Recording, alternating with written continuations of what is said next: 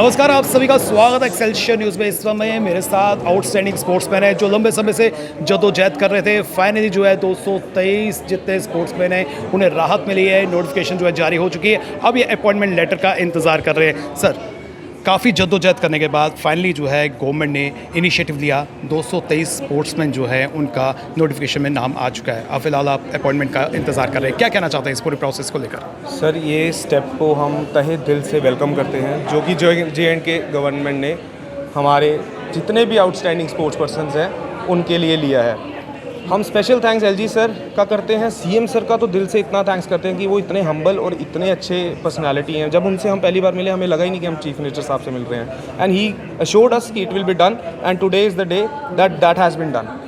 हमारे sports minister Satish sir हमारे साथ अपने प्रोटोकॉल तोड़ के गए हैं सर ऑफिस में। He is, I don't think कि ऐसा स्पोर्ट्स मिनिस्टर किसी भी स्टेट में अभी प्रिवेल कर रहा होगा। 12 से 14 साल हो गए हैं जद्दोजहद करते हुए। फाइनली जो है गवर्नमेंट को लगा जो आप लोग डिमांड कर रहे हैं वो जेन्युइन है। इससे ना केवल आपका रास्ता क्लियर हुआ बल्कि जो हमारे, हम कह सकते हैं कि जो स्पोर्ट्समैन हैं, जो अब नई जनरेशन आ रही है, वो भी जो है स्पोर्ट्स में जो है और अपनी दिलचस्पी बढ़ाएगी।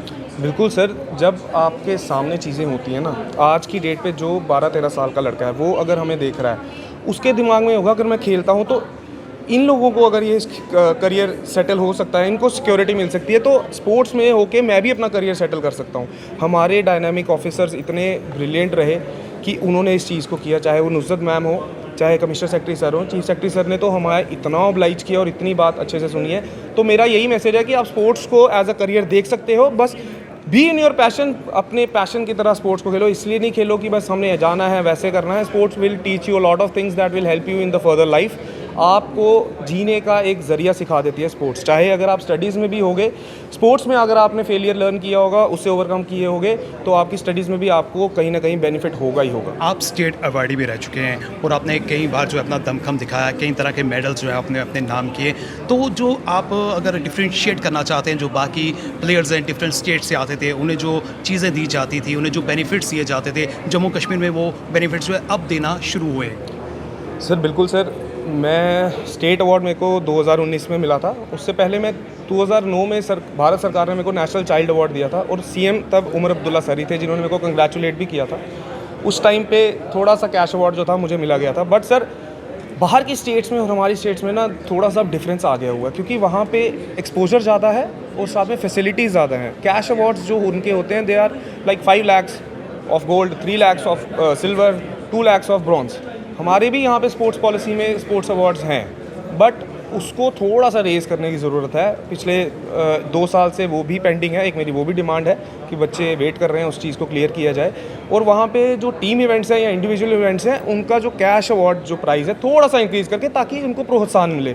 फैसिलिटीज़ की जहाँ तक बात है, इंफ्रास्ट्रक्चर की जहाँ तक बात है, इस वक्त जम्मू कश्मीर आगे बढ़ रहा है। वो आपको सबको विजिबल है कि वो बन रहा है। जो आज की डेट में स्टेडियम बन रहा है, मैं स्टेडियम में जितनी स्पोर्ट्स की आज की डेट में इंफ्रास्ट्रक्चर बना है, चलिए धीरे धीरे जो है हम कह सकते हैं कि इंफ्रास्ट्रक्चर में बढ़ोतरी हो रही है। 223 जो है आउटस्टैंडिंग स्पोर्ट्समैन की लिस्ट जो है आउट हुई है।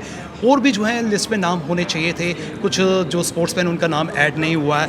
क्या लगता है कि क्या वजह रही होगी? सर देखिए क्या होता है, जब एक रिक्रूटमेंट प्रोसेस होता है ना, अब जैसे केएस की पोस्टें निकलती हैं, 70 पोस्ट निकली हैं, अब फॉर्म लगाते हैं, उसमें 4000 5000 लगा लेंगे, लगने उतने ही हैं जो उस क्राइटेरिया में और मेरिट में फॉल करेंगे।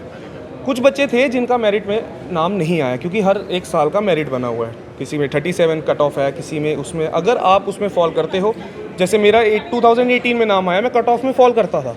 अब ऐसा तो कर नहीं सकते ना सर कि 225 पोस्टें हैं, 500 बच्चों लगाए तो 500 को एडजस्ट कर दो।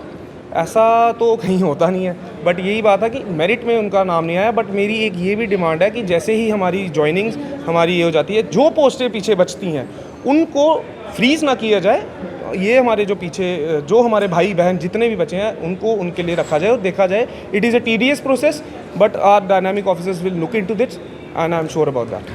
ये थे हितेश्वर। मैं आपसे भी जानना चाहता हूँ कि जो ये प्रोसेस चला, काफ़ी डिले हुआ, लेकिन फाइनली जो है आपको जस्टिस मिला। क्या कहना चाहते हैं इस ओवरऑल जो प्रोसेस हुआ?